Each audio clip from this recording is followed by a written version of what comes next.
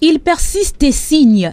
La candidature de Paul Biya à la prochaine élection présidentielle, c'est du 50-50. René Emmanuel Sadi rappelle d'ailleurs que c'est Paul Biya lui-même qui avait donné rendez-vous aux Camerounais. Le président Paul Biya, il y a quelque temps, répondant à cette même question, a laissé entendre que le moment venu, il va dire à ses compatriotes s'il se présente à l'élection présidentielle ou s'il rentre chez lui au village. Ça sera sûr.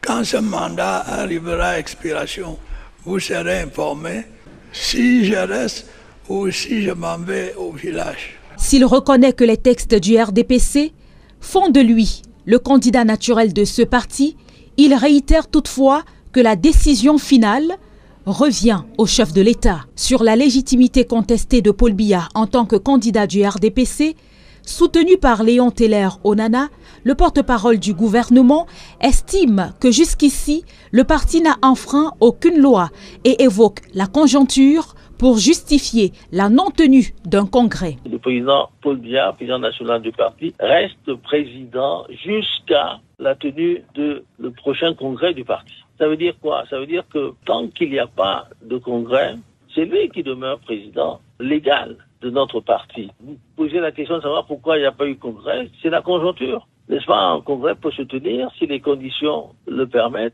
Le ministre reconnaît par ailleurs que la rupture avec certains alliés politiques historiques, notamment dans le Grand Nord, pourrait coûter des voix au RDPC dans cette zone stratégique. Il est presque certain que nous allons perdre un certain nombre de voix qui émanaient de ces deux partis dans le septentrion, s'agissant de la présidentielle. En dépit des remous politiques, des communications contradictoires et des pressions croissantes, le président Paul Biya lui-même garde un silence absolu jusqu'ici.